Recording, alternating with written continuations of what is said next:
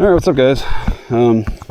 So my name's Eric. I'm the rider from the Velotric Summit 1 commercial. You seen that?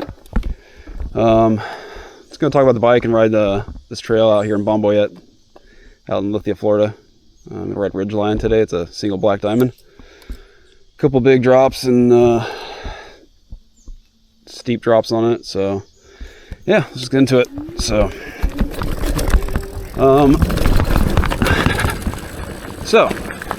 my background first is that I've been riding for probably about like 8 years maybe, just for fun, nothing serious or anything, just with buddies. I usually ride a Yamaha Moro YDX Pro, or regular. That's a full suspension e-bike. So it's a little bit different than what this is right here. You know, this is a 66-pound hardtail, so while it is a bit much to handle sometimes, it's definitely doable. I'm sure you can see from my videos. You know, I've jumped this thing. Jumped this thing pretty hard. Sometimes some pretty crazy trails. And honestly, for the price point of being, I think they were $17.99. They might have gone up to $2,000, I think, recently because of tariffs. But I mean, come on, for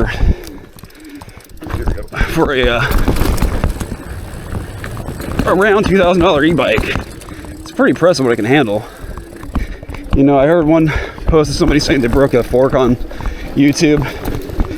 You know, I'm a 200-pound rider, about 5'11", so I'm not big, but I ain't small by any means.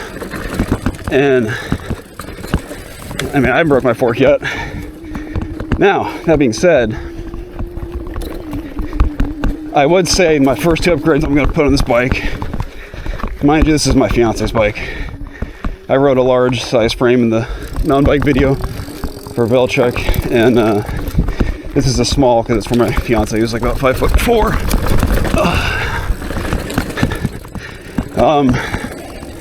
So that being said, I would like to put a new fork on the thing, which honestly, forks aren't that expensive anymore. I mean, I put a brand new Fox 36E on my Yamaha, and I think I bought that thing for like $450 on sale. So it's not too crazy to get a pretty nice supple fork with a good amount of travel these days for a decent price. And the other biggest thing, which you'll see in this video right now of me riding Ridgeline, is that not having a dropper post. Kind of sucks, man. It's doable because this thing has a throttle, which is one of like the funnest things I think about this bike. Just, I mean, I know it's not technically where you're supposed to ride on a trail, a class 3 e-bike that goes 28 miles an hour. I mean, technically it goes like 33. I think that's how fast I've gotten it up to. But it's still pretty impressive, man. So, but the point being is that throttle kind of helps a little bit. Just standing through the stuff and letting it do the work for you. And all the haters are going to say, oh, well, it's cheating. It's not a real workout. You're not pedaling. I'll tell you, man, you're at a trail like this, or a double black diamond, and your heart rate's going to get up. It's just like when you're throwing around a, what do you call it, a dirt bike. You know, it takes some decent strength. Oh, there. I mean, come on, look at what this thing's handling. I mean, minus this right now. I might go on eco mode. Still in boost.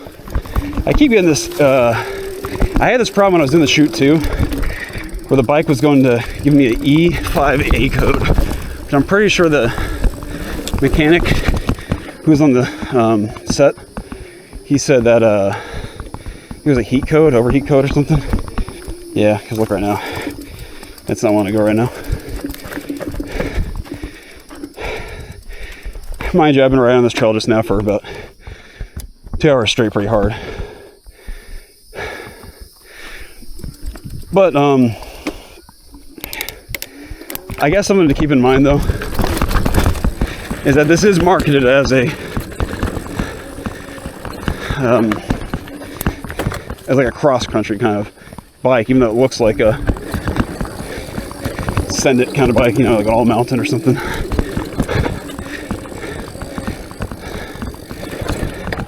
But I mean, look at this. Look how it handles this. No problems at all. That being said, I mean, honestly, I'm perfectly comfortable riding this thing on a single black all day long. I got no problems with that, no qualms. But, you know, if I was to throw this thing, honestly, on a double black, it might be kind of pushing it a little too hard. I mean, you just got to keep in mind what you're limited to. This is a heavy bike. You know, it doesn't have rear suspension. And, you know, you're dealing with a hub drive, which is nice for when you're just cruising around, but it can become cumbersome when you're climbing and stuff. Ooh, there we go. Oh, a little air there.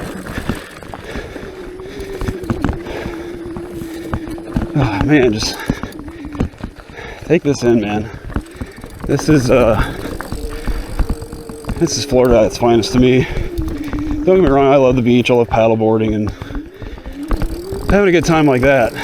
But man, Florida inland, where most people don't realize what it's like out here, you get all these ferns and these beautiful mossy oak trees. Man, it's just beautiful. There we go. It's gonna be fast.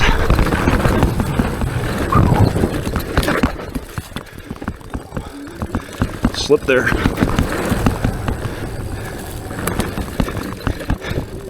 So anyways, so that being said, I mean, come on.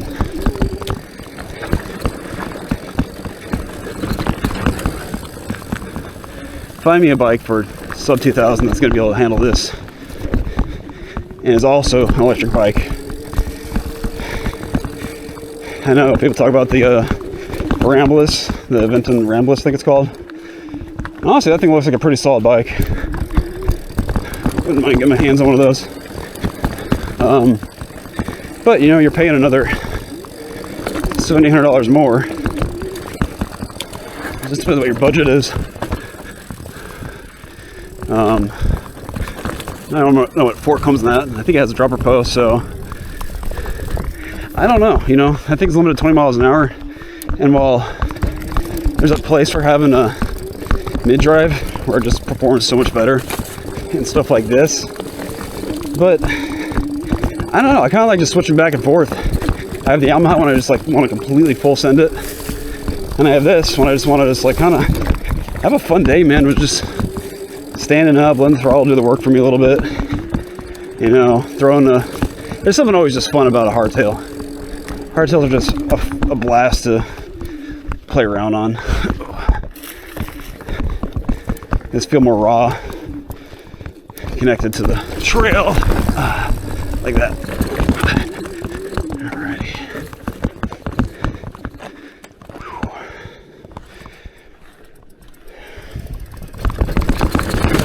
Ooh, that was a little hard.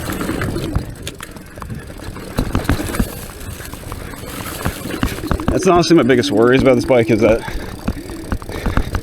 you got a lot of weight, especially in the rear. And if you hit something pretty hard, like a rock, especially on a jump, if you case it, you know, it could do some serious damage, especially to your rim or tire. You know, this thing isn't tubeless ready, so you gotta run,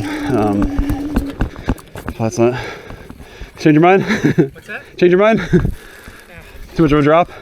It's a little bit of a drop. Yeah. It's not bad, I'm getting tired. Whew, I hear you, man. Even on the e-bike, I'm tired. What's that? So even on the e-bike, I get tired throwing it around. Yeah. All right, man. All right, well, have fun. You too, man. Stay safe.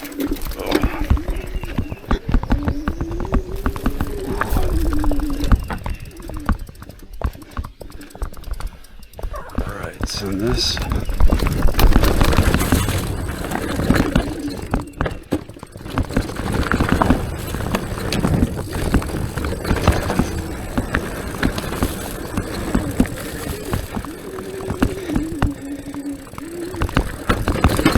Yep.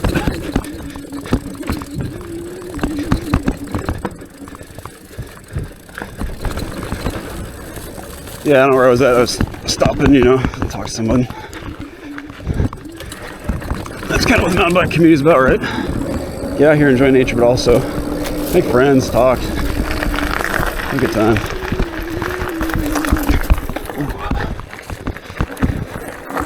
Yeah.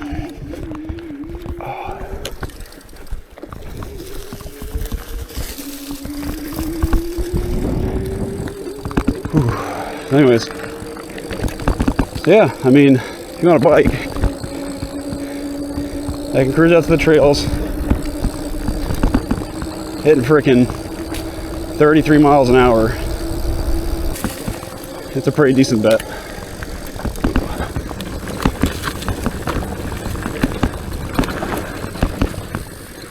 Woo!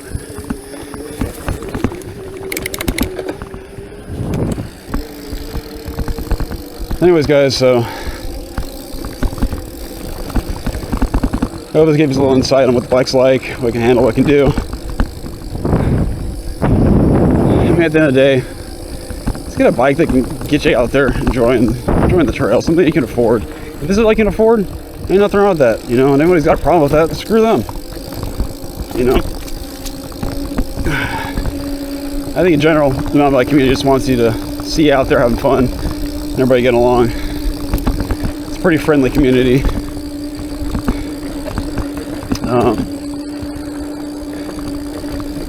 Yeah, so I mean, I would say I definitely endorse this bike. Is it my top pick? No. But budget-wise, it's hard to beat. Especially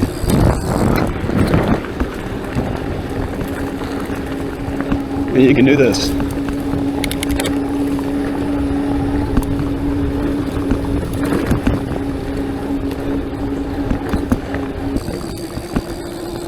Alright guys, till next time,